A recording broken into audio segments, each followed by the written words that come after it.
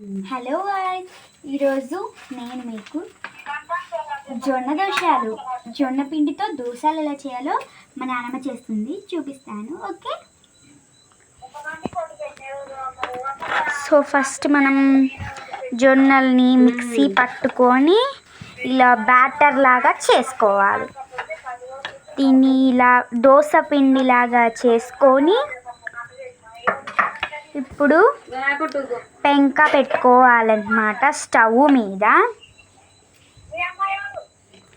ఇగో ఇలా పెంక పెట్టుకొని స్టవ్ వెలిగించుకోవాలి. ఆ తర్వాత ఆయిల్ పోయాలి. ఇంకా మన దగ్గర చాలా బ్యాటర్ ఉంది గాయస్. ఇలా జొన్న పిండితో చేసుకొని తింటే హెల్దీ ఫుడ్. సో ఇలా స్టవ్ మీద పెట్టుకున్న పెంక మీద కొంచెం ఆయిల్ పూసుకోవాలి గాయస్. ఇక్కడ ఇంకేదో ఉరుకుతుంది, ఏంటిది? అన్నం అన్నమాట ఇది. ఇప్పుడు ఇక్కడ ఆ పెంక మీద సో ఇలా మనం ఆయిల్ పూసుకోవాలన్నమాట.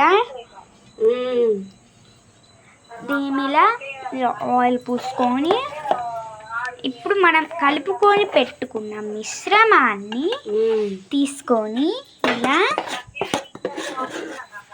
దాని మీద వేయాలి. అచ్చం దోశలాగా వేసుకొని తింటే హెల్దీ ఫుడ్ అన్నమాట, అందరికీ నచ్చుతుంది. ఇలా దోశలాగా పోసుకున్నామంటే